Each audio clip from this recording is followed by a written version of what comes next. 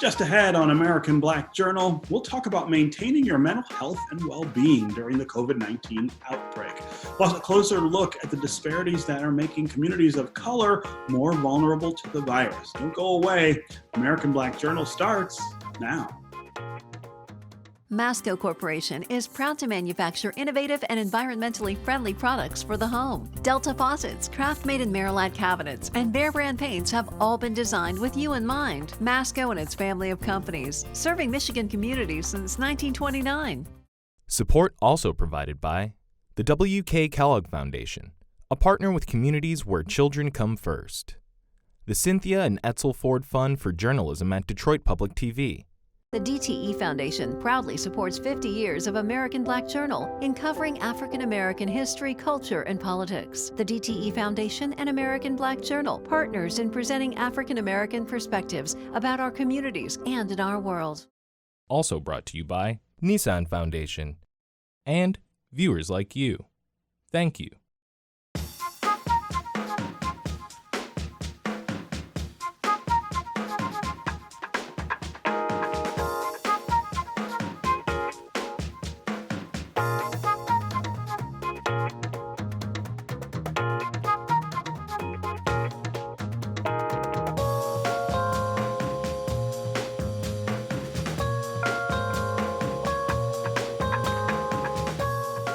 Welcome to American Black Journal. I'm Stephen Henderson.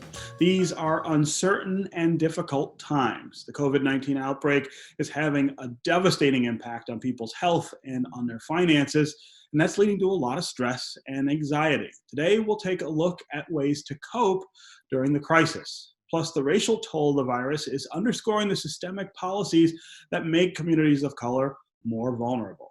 Coming up, One Detroit's Will Glover talks with Michael Harriot, senior writer at The Root, about the impact of social and economic disparities during the pandemic. But first, a look at how coronavirus and social isolation are taking a toll on our mental health. I spoke with Willie Brooks of the Detroit Wayne Integrated Health Network and with Hadawi Brown, a military veteran diagnosed with PTSD, anxiety, and depression. Welcome to American Black Journal. Thank you for the invite. Thank you. I'm honored to be here. It's great to see you both. So Willie, I'm going to start with you. I think at this time, somebody who's working with people who have mental health stresses and issues has got to see that for everybody right now, this is difficult. This is unusual.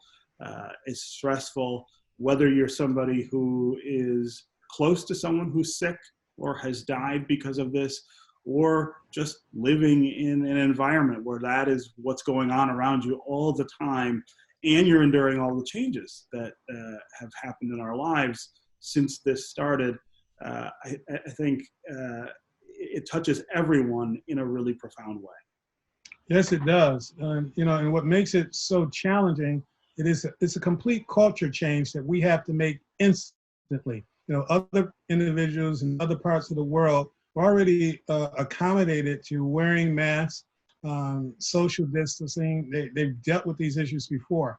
Whereas with our culture, especially in America and in the Black community, it is a completely new culture change of being isolated, having to wear a mask, understand the importance of wearing gloves. So it is completely new. And that is why you can see the impact in Michigan, especially in Wayne County, are so drastic because of that culture change and so many other dynamics that are out there. Yeah, that cultural difference, those cultural differences that you have with African Americans in particular, we're social people, and that's the way we relate to the world and not just each other. And so this idea of staying apart, this idea of not interacting physically with each other if we do see each other is just jarring, and especially at times when you're dealing with loss the way we are. One of the things that I find myself feeling each time someone I know dies because of this, or someone who I know experiences that loss, is just almost a physical reaction in my gut that we don't get to do the things that we would normally do to mark that kind of thing happening for us. Oh, for sure. Not only that, but I mean, we're not even able to spend the last moments with loved ones or see loved ones or have services, as you mentioned, simply because we cannot gather. And so many people in our community have to make the decision either to expose themselves, go out and make income, or not expose themselves and not have income. So the economic disparity in both finance and healthcare is really being shown in this virus. Yeah. Hadari, you're a military veteran and somebody who has dealt with anxiety and depression brought on by stress and trauma. Tell us about your experience, and then tell us how you're experiencing what's going on now. Yeah, so as someone who's diagnosed with PTSD for the last 7 years, for me, my experience comes from combat, but also the transition of coming back home and trying to just de-escalate from the military environment back to what we call the regular civilian life. That was a huge transition for me. It still has been a transition in different areas, but now with the coronavirus, one of the things I've noticed myself, even before it hit the height here in America, was like, people going to the store and just buying everything off the shelves like it's the end of the world, really put me in a fight or flight mode and really had me going through different transitional phases of trying to practice some of the things me and my therapists and mental health counselors have been working on. And even right now, one of the things that I've had the difficult really just trying to deal with is really just to keep appointments. So instead of having that face-to-face appointment with my mental therapist or my mental health counselors, we've had to go through Zoom calls or telephone conference calls, and me but one of the things that helps is just being able to just continue to talk to someone during this period. But it's still as you mentioned, it's still tough because in the African American community we're used to those face-to-face interactions and those face-to-face communications, because that really helps in the process of really dealing with depression and anxiety as well as grief overall. Like you mentioned, I've definitely dealt with a lot of losses. Every time I keep hearing a loss on almost a daily basis, it's tough to really dissect that. But luckily, through the different contacts that they provided me with, I'm able to have that 24/7 access, even just to talk things out, not necessarily to always, be depressed or to think about what's happening with me, but just to get stuff off my chest that as I'm dealing with the grief, as I'm dealing with my own issues in my mental health battle. That helps me out a lot and keeps me going so that I can keep a sane mind right now. Yeah. Give us a sense, Hadari, of how you're doing. I find myself asking everybody that question. How are you doing? How are you managing all of this? So it's like, I'll say the last couple of days has been a little tough. I lost a good friend of mine. He was one of my fraternity brothers recently, and that set me back a little. But as Mr. Brooks mentioned, it's a disparity because I still have to, I work for the Department of Veteran Affairs in the hospital. So I still have to go to work on a daily basis to make sure the hospital is clean and make sure we're able to deal with, for the first time in our history, the veterans hospitals that actually are accepting non-veterans into the hospital facility. So a lot of areas of the hospital were shut down to deal with COVID-19. Myself, I'm still having to go out there and make sure I put food on the table for my family and myself. So mentally, it's been draining lately, but mentally and emotionally it has. Physically, I'm in good health, but it's just a mental and emotional drain lately has been really taking its toll on me here and there. Willie Brooks, talk about the role that your agency is playing with people like Hadari Brown right now, the kinds of things that you're having to make available. Talk about the digital divide and how that makes it more difficult to adapt to some of the strictures that we have to get used to. Well, as you know, we deal with individuals with mental illness, substance use, developmental disabilities, and individuals that we serve are more subject to occurring this disease. And therefore, they not only require physical health care, but they require the mental health care that goes with it. At Detroit Wayne, we have on our website ways to help individuals cope. Anyone can get on our website, dwihn.org, and receive information on how to cope. We're also providing personal protection equipment. You hear that term PPE to our providers to help them through this process. And there's a couple of things that people should understand. One, this is not a 2-week process. This is going to change the way we interact for at least 12 months to probably 24 months. Even if a vaccine is found soon, it's going to take 12 to 18 months to get that out. So we have to prepare ourselves for the future. Wearing a mask, social distancing, taking precautions are going to be a part of our life, just as it is other parts of the world that we're looking at now. So we have to prepare ourselves for that. The other thing that makes it difficult is we're dealing with something that's almost like terrorism. It's a random act of violence. No one knows who's is going to hit. So even if the numbers, for example, of COVID-19 do not exceed the deaths for heart failure, the fact that it's so unpredictable and that it can hit any age range, any person, it brings on a sense of terror. So you have to try to correct that with having a lot of facts and reality in your life. It is not helpful to look at COVID-19 from the time you wake up to the time you go to sleep and just looking at the numbers. Life has to continue in some form. You have to have some form of normality in your life, and you have to try and put things in perspective. That's something I find myself struggling with right now. The first thing I do when I wake up is look at my social media feeds, and I always do that. But right now, what that means is taking in what's happened overnight, taking in the news of the day about coronavirus. The last thing I do before I go to bed each night is look at my social feeds, and it's the same thing. And the mental wear of that over the last 5 weeks, I'm finding overwhelming. I just can't imagine what that will feel like a month from now, or as you point out, a year from now. Yeah, and you have to keep in mind that the majority of COVID-19 cases are mild and moderate. That's why the hospitals are sending so many people home who test positive and just simply telling them to quarantine themselves. There is that small population, as we know, that it has fatal impacts on. And even though it is fatal, we still have to learn how to try to put things in somewhat of perspective, because, right now we have more people who are dying from heart disease than COVID-19. Sure. But you're not waking up every day and counting everyone who died with heart disease. You're not doing that.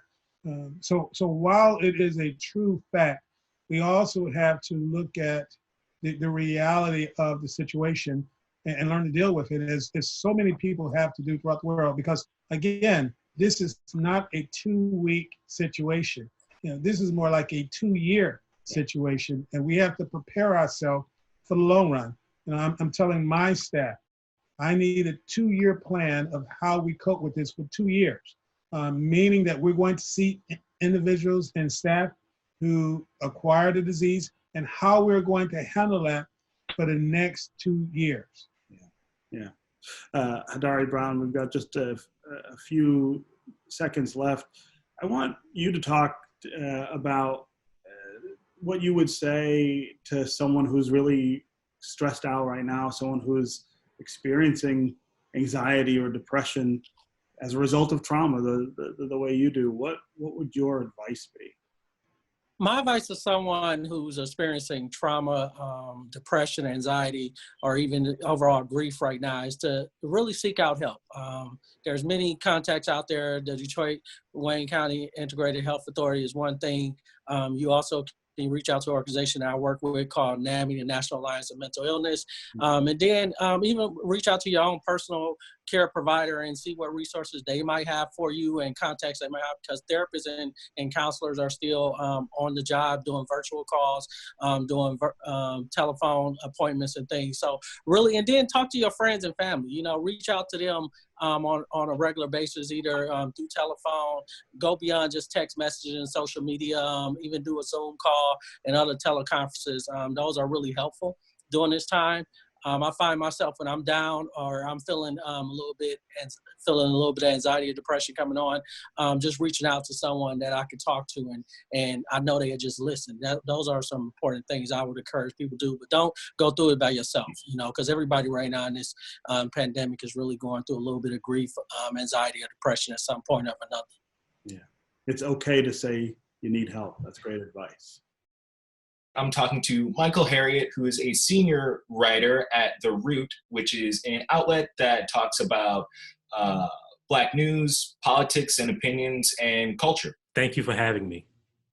All right, so let's just dive right into it. This is the COVID-19 pandemic is going on. There's a lot of news flying around every day.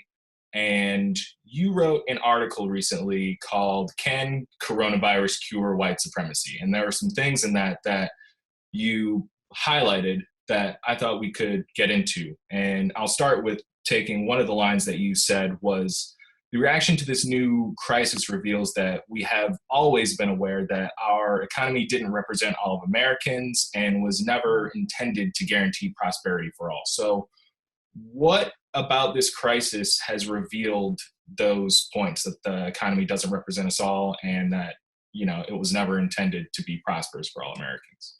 Well, there's so many examples of this, but one of the greatest examples is some of the news that's coming out today that Black people are disproportionately being affected by coronavirus. And a lot of people are associating that with lifestyle, because I think it's kind of a malpractice to make that point without saying why they're affected.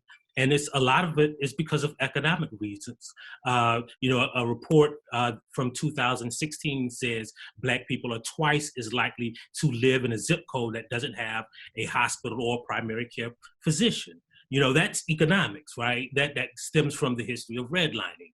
That stems from how we segregated Black neighborhoods throughout American history.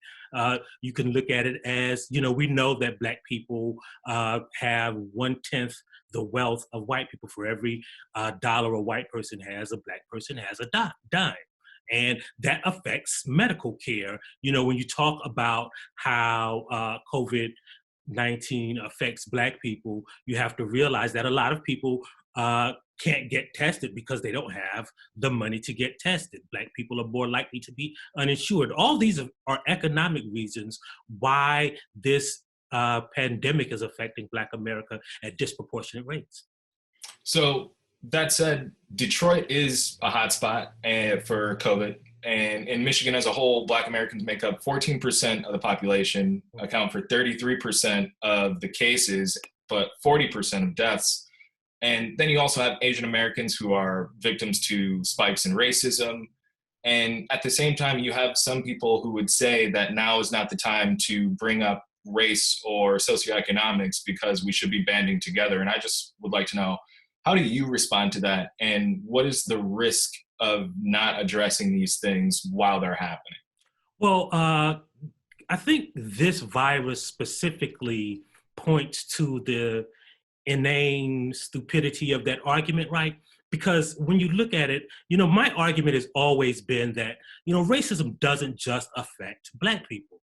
It affects, you know, the entire American population. And this is a good example, right? So when you talk about the American economy now, you know, if you go back to that article, we talked about how legislators admitted that, well, when people are out of work, when people when businesses are struggling, you know, the economy struggles, right? Which is what I've argued about Black America, right? When you disproportionately underfund our schools, when we are disproportionate, Black unemployment has always been about twice as high as unemployment. It affects the entire American economy. Now you see this being argued when that crisis hits white America. But as it affects this, right, specifically to your question, right, we can't stamp out this disease if we don't address the systematic racism in healthcare in America, because if Black people are getting it at disproportionate rates, then it's not stamped out. You know, if you're on a bus with a Black person that might have it, or if your children attend school, or if you work with a Black person that has it, it affects the entire population. So that shows that, you know, we have to address race if we want to address this pandemic. We just can't treat everyone equally, because we know that there's never been anything in the history of America that is as hard to get as this testing is, that costs as much as this testing, and Black people had equal access to it, right? That's never happened. So we have to address those issues to address the COVID-19 pandemic. What are the biggest lessons that you hope we take away as, you know, we get to, again, whatever that new normal is going to look like? Well, so the new normal, what I hope it'll look like is that we see now, like it's as clear as day, that all these economic disparities, all of these racial disparities, all of these educational disparities, it is literally life and death, right? It is not just some ethereal thing that we pontificate about on Twitter, or that we talk about on social media, or that it's some indication of being woke. No, it really is our lives. Like when you live in a red line neighborhood, you might die because you don't have access to medical care. When you work and earn a living that doesn't offer you a living wage, you might die because you can't afford to get testing. And it's not just in this pandemic, it's everyday life for a large group of people. So I hope that's the lesson that we'll learn. And lastly, what message do you have for Black and brown people of America and America as a whole? The message that I would say for Black and brown people is like, this is hard. But we've been through this before. Like our hands are weathered by the work that we've done and our ancestors have done and our mothers and our fathers have done. So, this is our test for our generation. But we know the previous generations that came before us have passed it, and we can pass it too. And as for America as a whole, my message for them is, now you see how interconnected we all are. That's our program for today. And I want to send a special note of condolence to Daphne Hughes, who is the producer of American Black Journal. She lost her mother this week at age 93 as a victim of the coronavirus. It is a reminder that this pandemic affects all of us in deep and profound ways. And all of us here at Detroit Public Television want to send our deepest sympathies and our condolences to Daphne Hughes. In an effort to provide a little bit of a distraction and stress reliever, we're ending today's show with one of the musical performances from our program's 50th anniversary celebration. Here is violinist Anita Dumar. Enjoy, and we'll see you next time.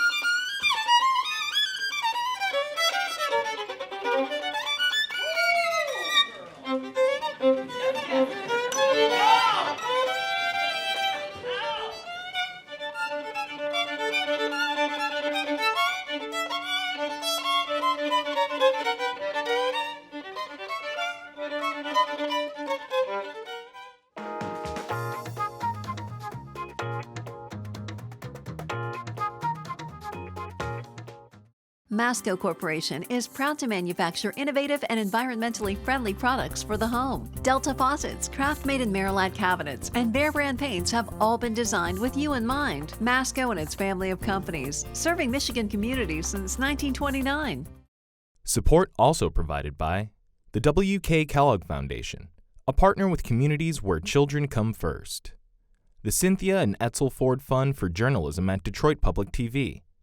The DTE Foundation proudly supports 50 years of American Black Journal in covering African American history, culture, and politics. The DTE Foundation and American Black Journal, partners in presenting African American perspectives about our communities and in our world. Also brought to you by NISSAN Foundation and viewers like you. Thank you.